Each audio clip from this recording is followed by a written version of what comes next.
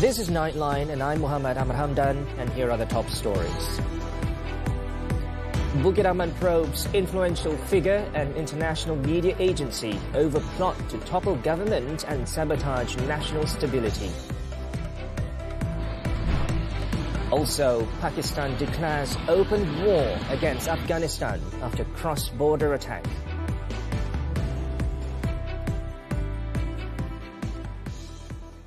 Good morning.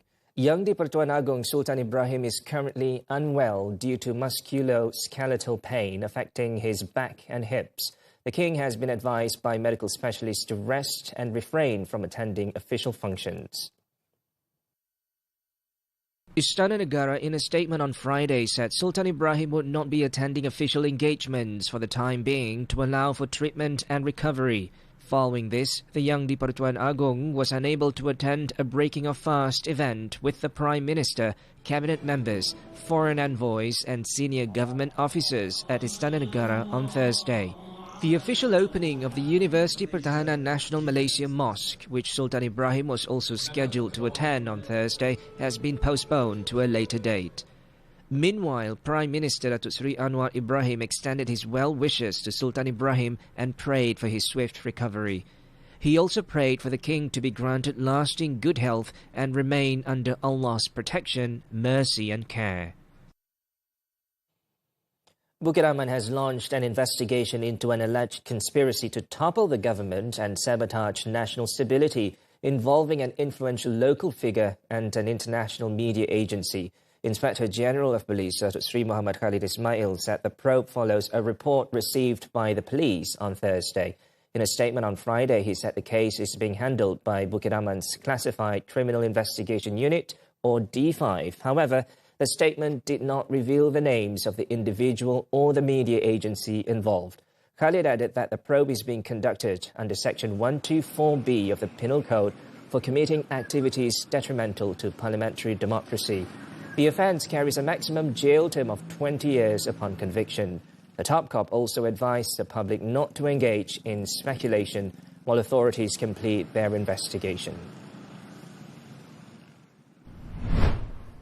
Earlier, a copy of a police report went viral alleging that an influential family had engaged a London-based strategic communications firm and international media outlets in an attempt to topple the government and undermine national stability. The complainant claimed there were discussions among a group of individuals to leverage various international media outlets to exert pressure on Prime Minister Datuk Seri Anwar Ibrahim and Malaysian Anti-Corruption Commission Chief Commissioner Tan Sri Azam Baki. The allegations follow Bloomberg reports claiming Azam held 17.7 million shares in a financial services company. Anybody here from Malaysia? In another development, the Attorney General's Chambers has emphasized that the Bukit Aman investigation must be conducted comprehensively, professionally and independently, free from any interference. In a statement on Friday, the AG's Chambers stressed that anyone found to be involved must be held accountable under the law, regardless of their position or background. The statement added that the AG's Chambers takes the allegations of attempts to topple the government very seriously. Such conduct or schemes that endanger public order, political stability or national security directly undermine the core principles of parliamentary democracy and the rule of law. The AG's Chambers also assured that it will provide full cooperation to the police to ensure that the legal process will proceed in accordance with the Federal Constitution.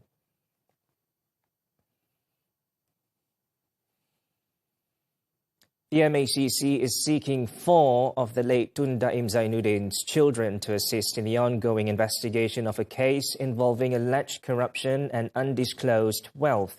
In a statement on Friday, the MACC said the 4 are Asnida Abdul Daim, Mat Wiradani Abdul Daim, Muhammad Amir Zainuddin Daim and Muhammad Amin Zainuddin Daim. According to the Commission, Asnida's last known address is in Country Heights, Kajang, Selangor. Meanwhile, Mat Wiradani resides at number 333 Jalan Kolam Air Taman Melawati. The other 2, Amir Zainuddin and Amin Zainuddin, were last known to be at number 6 Persiaran Bukit Tungku, Kuala Lumpur. Members of the public with any information on the whereabouts of these individuals are urged to contact the MACC immediately or to email the agency.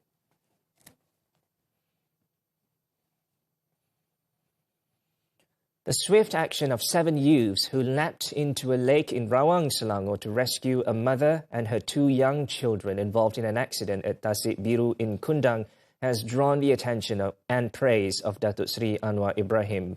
Earlier on Friday, the Prime Minister presented contributions to the youths during a breaking of fast event with members of the media and social media influencers at Sri Perdana Complex in Putrajaya. Anwar also took time to personally listen to their account of the tense moments as they worked to save the 3 lives and express his appreciation for the courage and selflessness. The event also featured a Ramadan Tazkirah delivered by well-known preacher Ustaz Haryanto Rizal. Disebut bahawa ada yang menyuruh. The Special Committee investigating allegations of share ownership by Malaysian Anti-Corruption Commission Chief Commissioner Tan Sri Azam Baki is in the final stages of completing its probe.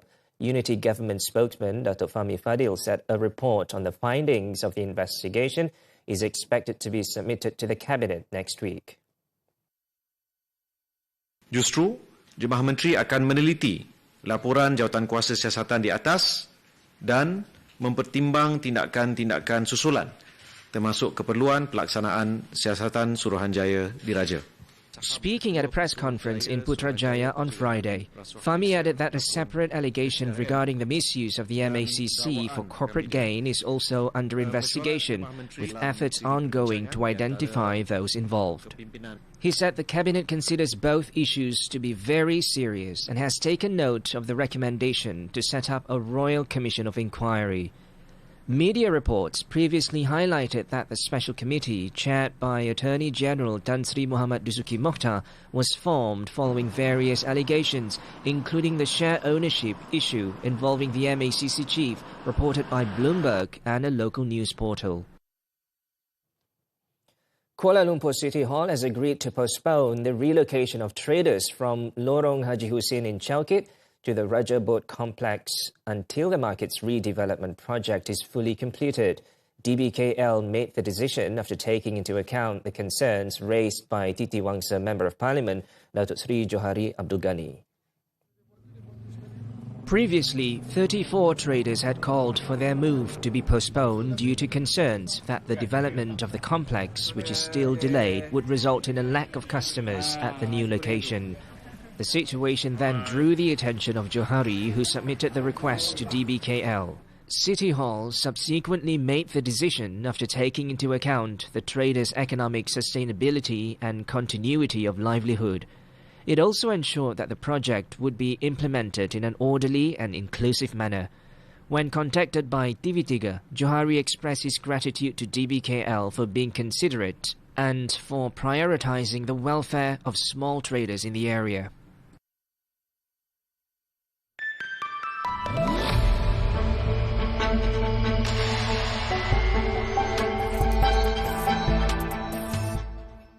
Malaysia will hold further discussions with Washington on the latest global tariff decisions announced by President Donald Trump. Unity Government spokesman Datuk Fahmi Fadil said Investment, Trade and Industry Minister Datuk Seri Johari Abdul Ghani will hold online discussions with his US counterpart next week.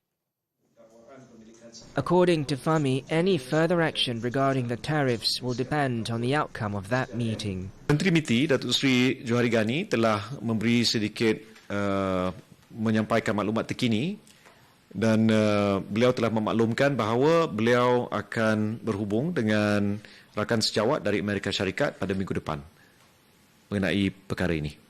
The US Supreme Court had previously ruled that the retaliatory tariffs imposed by Trump were unconstitutional. Trump subsequently imposed a 10% global tariff on all imports. Following this, Johari stated that Malaysia has taken note of the US Supreme Court ruling and that the government is also carefully reviewing the latest developments in US trade policy. Malaysia has signed a reciprocal trade agreement with Washington, although it has yet to be ratified.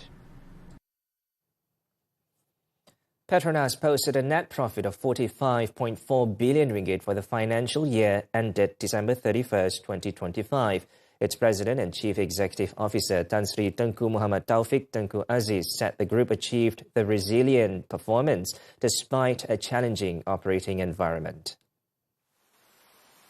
The national oil and gas company posted over 266 billion ringgit in revenue last year, despite being largely affected by lower crude oil prices, declining sales, foreign exchange effects, and the divestment of the engine group.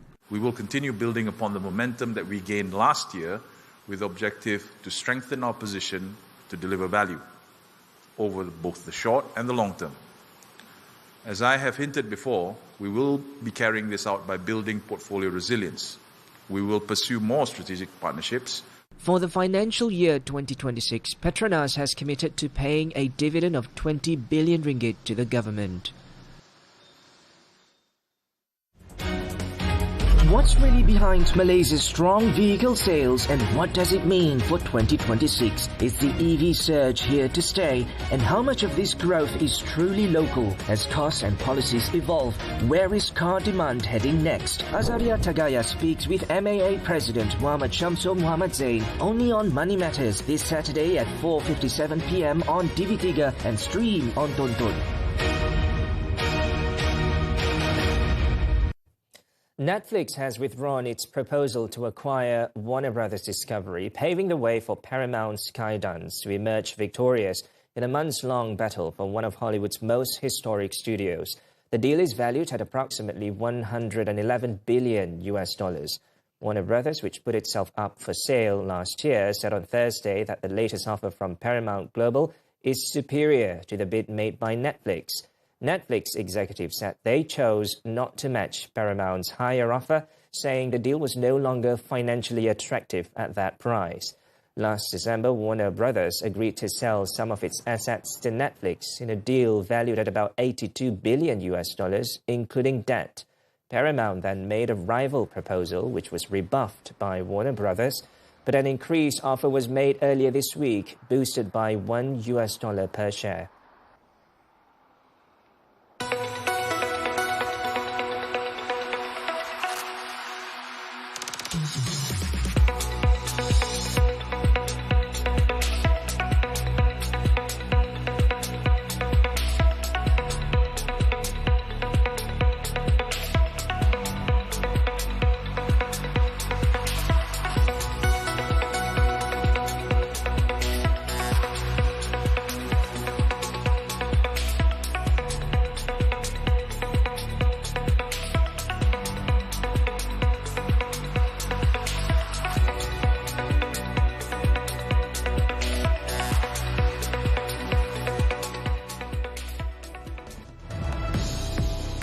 Senior citizen charged over brutal murder of ex-fiancé. These and more after this breather.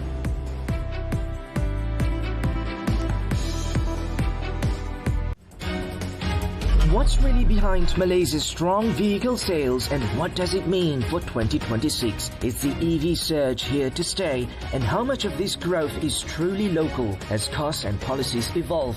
Where is car demand heading next? Azaria Tagaya speaks with MAA President Muhammad Muhammad Zain only on Money Matters this Saturday at 4:57 p.m. on TV3 and stream on Tonton.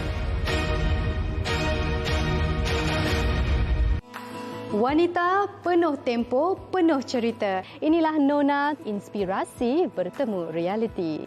Setiap warna mempunyai keupayaan membangkitkan pelbagai mood dan emosi.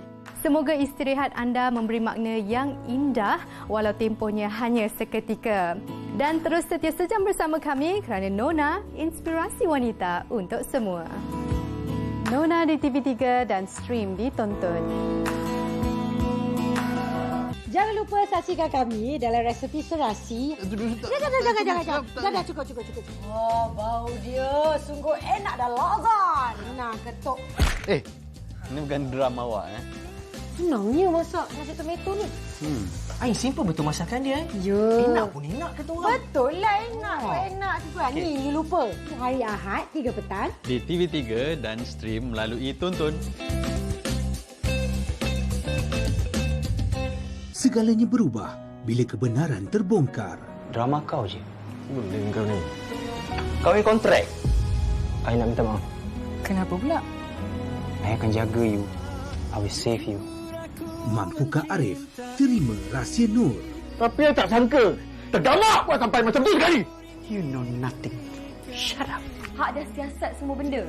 Nur untuk Arif setiap hari 8 malam eksklusif di TikTok Drama Sangat dan Tonton. Welcome back. In Johor, 3 Reserve Officer Training Unit or PALAPES trainers were charged at the Kota Tinggi Sessions Court on Friday with causing the death of a cadet from University Technology Malaysia. All 3 pleaded not guilty after the charges were read before Judge Haidar Farizal Abu Hassan. 40-year-old Muhammad Azmi Abu Bakar, Muhammad Bahaudin Abdul Rasid, aged 30, and 41-year-old Muhammad Nur Buanggani Mislan were jointly accused of causing the death of 22-year-old Shamsul Haris Shamsuddin by an act intended to cause bodily harm that may result in death. The incident was alleged to have occurred at the Ulu Tiram shooting range on July 28, 2025. The charge under the Penal Code for causing death by a wrongful act not amounting to murder carries a maximum prison sentence of 30 years and a fine if convicted. The court allowed bail of 20,000 ringgit with one surety for each accused and fixed April 13th for next case mention. A senior citizen has been charged at the Kota Kinabalu Magistrates Court with the brutal murder of his former fiancée, whose dismembered body was discovered in Indah Permai, Sepangga. 71-year-old Piluta Samad was charged with committing the offence before Magistrate Zul Elmi Yunus on Friday. No plea was recorded as murder cases fall under the High Court's jurisdiction. Piluta was accused of killing Hamidah Hussein, also known as Lisa, on February 11th at a house in Kampung Sri Kenangan, Jalan Sepanggar. The charge under the Penal Code carries either the death penalty or up to 40 years imprisonment, along with caning if convicted. The court fixed April 15th for case mention. In the incident, the 44-year-old victim's dismembered body was found in 7 parts and discarded at several rubbish disposal sites. The suspect was arrested within 24 hours of the gruesome discovery. The murder is believed to have been motivated by jealousy and dissatisfaction over the victim marrying another man. In Kedah, police have arrested 7 suspects, including a Thai woman believed to be involved in a shooting incident targeting the Bukit Kayu Hitam commander of the Malaysian Border Control and Protection Agency, or MCBA, early Wednesday morning. State Police Chief Azli Abu Shah said the suspects, aged between 22 and 52, were detained in a series of raids which began at 10 a.m. the following day. Those arrested are said to reside near the Immigration, Customs, Quarantine and Security Complex at Bukit Kayu Hitam. 6 of the suspects have prior criminal records, including offences related to customs violations and murder, and also tested positive for drugs. 2 daripada tangkapan ini mempunyai kesan GSR, gunshot residue, ataupun senang kata kesan bila kita ada akses dengan senjata api melepas tembak, dia punya carbon tu akan melekat. So kita dapat kesan. Azli said both suspects do not possess valid firearms licenses, while the Thai woman detained is believed to be married to one of the suspects. They were arrested at the border inspection area in Padang Besar, Perlis, where they were believed to be attempting to flee to a neighbouring country. All 7 suspects have been remanded to assist in investigations into the attempted murder and other related offences. The 5:40 a.m. incident occurred near the entrance to Masjid Mujahirin, approximately 1 kilometre from the Malaysia-Thailand border. The SUV, driven by Senior Assistant Commissioner Muhammad Nasaruddin Muhammad Nasir, was approached by 2 men on a motorcycle who then fired several shots at the vehicle before fleeing the scene. Germany hit by nationwide public transport strike. The details when Nightline returns. Dia macam main elastik ni, kita ni nak gayakan macam mana kita elastik. Bila kita tenang, okey kita boleh in target lah. Memang seronok lah. Masa kecil-kecil, tak ada permainan lain dah. Melainkan biji getah. Ni lah, kecubur jeli original. Batu kecubur jeli ni terkenal sampai ke luar negara dah. Satu hari, kita rakyat akan dapat dalam 7,000 biji. Muzik ialah jiwa dia. Impian saya boleh rekod, orang ramai boleh dengar. Nak katalah kita kata berat, orang lain mungkin. Ujian orang lain pun berat juga pada kita. Ujian anak sakit ni yang paling berat. Ujian kau sakit, rasanya ringan, tak rasa apa dah. Yang hak kita sakit dulu ni kan. Cita-cita dia tu nak jadi guru. Kata dia dah dapat dengan dia pun, dengan ditakdirkan dengan ujian Allah Ta'ala bagi kat dia dengan saya ni pun. Dah satu bila nak masuk dah tu baru dapat tahu penyakit tu. Rasa macam kecewa jugalah start dia. Jom 30 hari, 30 level up iman. Tingkatkan pahala, kurangkan mengata. Let's score. Buat apa tanya AI kalau boleh, tanyalah Ustaz. Akan ada pertolongan daripada kedua-dua amalan. Jangan pendam sendiri, share je di Jurnal Muslim. Mengapa kita menafikan? Cila, lepak moreh with Sembang Sahur. Kurma dan air zam-zam. Tahan sampai pukul 2.30. Sama-sama Ramadan, sama-sama berkat. Di TV3. So cepatlah best friend, masaklah sama-sama. Ajar macam mana sebenarnya kita nak kena buat ni. Ibu tak reti. Okay, you can mix it. Dia punya orang putih dah keluar dah, Cik. You can mix it. You crush it like that. Yes. Ya, dua-dua anak putih memang macam tak rasa cakap Melayu je kan. Ini suku orang putihnya. Ya. Sama lah ni pun suku.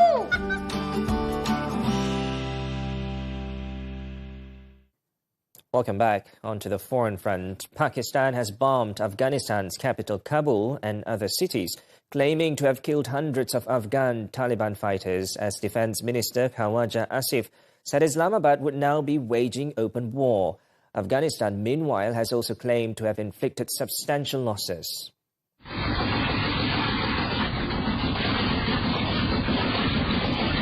In a major escalation, Asif said on Friday that Pakistan's patience has run out with the Taliban following Afghan attacks on Pakistani military positions along the border. He described Pakistan's response as a necessary action in the face of Afghan aggression. An Afghan government source confirmed that an airstrike struck Kabul while Pakistani warplanes targeted a military base in Kandahar province in southern Afghanistan.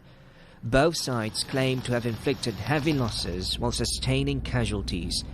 Pakistan's military reported 228 Taliban fighters killed and 314 injured, destroying 74 posts and capturing 18, while Afghanistan's defense ministry said its strikes killed 55 Pakistani soldiers.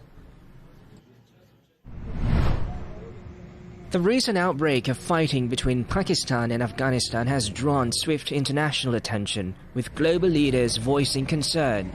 United Nations Secretary-General Antonio Guterres is closely monitoring the situation and has expressed deep concern over the surge in violence. He urged both countries to fully respect their obligations under international law, with particular emphasis on international humanitarian law. Meanwhile, Iran's Foreign Minister Abbas Araghchi called on Afghanistan and Pakistan to resolve their differences through dialogue and adherence to good neighborly principles. In a post on X, Araghchi also reaffirmed Iran's readiness to support the process, offering any necessary assistance to facilitate constructive dialogue and promote cooperation between Kabul and Islamabad. China's foreign ministry also voiced serious concern over the escalating tensions along the Pakistan-Afghanistan border. It said Beijing highlighted its ongoing mediation efforts through its own channels and expressed willingness to play a constructive role in de-escalating the situation.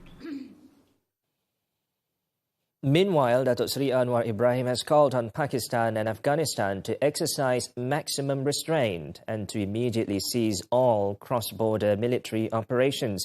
In a social media post on Friday, the Prime Minister said the loss of lives on both sides is a source of profound sorrow and that the violence occurring during the holy month of Ramadan makes it all the more grievous. Anwar noted that the legitimate security concerns of Pakistan must be addressed. Equally, the sovereignty and territorial integrity of Afghanistan must be respected. He also urged both nations to pursue a peaceful resolution to the conflict through negotiations. An Indonesian judge sentenced the son of an Interpol-wanted oil tycoon to 15 years in prison on Friday in connection with a corruption scheme estimated to have cost the government $17 billion. Muhammed Keri Ardrianto Riza is the highest profile figure to be convicted in the wide-ranging corruption scandal linked to state-owned energy company Pertamina. Keri was found guilty of manipulating a lease and colluding with several Pertamina executives. The court also ordered him to pay a fine of about $59,500, along with restitution of roughly $173 million. Keri's father, Muhammad Riza Khalid, known as the Gasoline Godfather, is wanted for his alleged role in the same corruption case, but has fled Indonesia. The Pertamina scandal centered on the procurement of low-quality imported fuel at inflated prices, among other corrupt practices. Public transport across Germany faced major disruption on Friday as a 48-hour transit strike brought buses, trams and train services to a halt. Major cities, including Hamburg and Berlin, were also affected, leaving millions scrambling for alternatives. However, nationwide railways, regional trains and air services were unaffected and continued to operate as usual. The nationwide strike staged by Germany's Verdi Union, which represents over 100,000 employees across 150 transport companies, aims to gain leverage in negotiations over working conditions, including working hours, shift schedules, salaries and vacation days.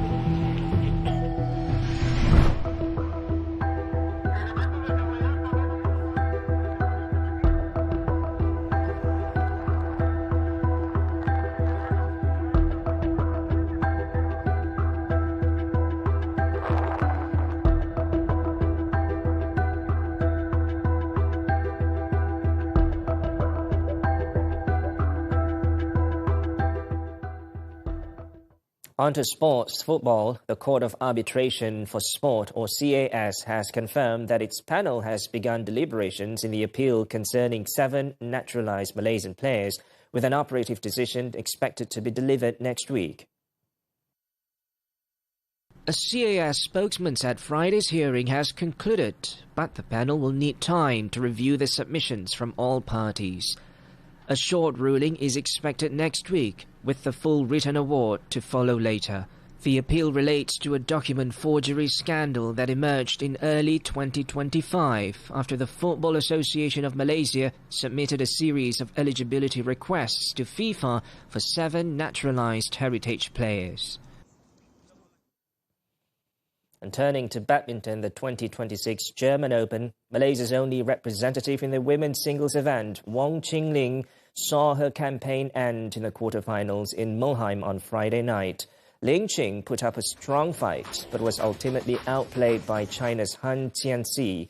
The world number 41 battled valiantly throughout the match, but went down in straight sets 16-21, 13-21 as Han's pace and consistency proved decisive. Meanwhile, mixed doubles pair Goh Sun-Huat and Chavan Lai are currently taking on the Indonesia-Singapore duo of Gloria Emmanuel Wijaja and Terry He.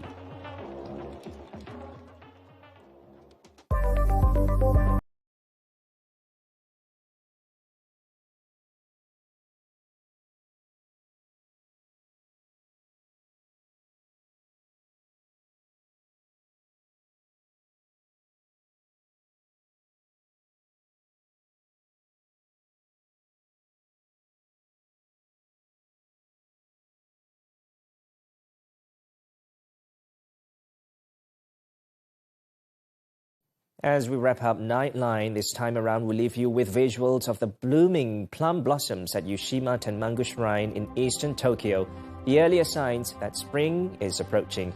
With that, I'm Muhammed. I'm Hamdan. Thanks for watching and selamat bersahur.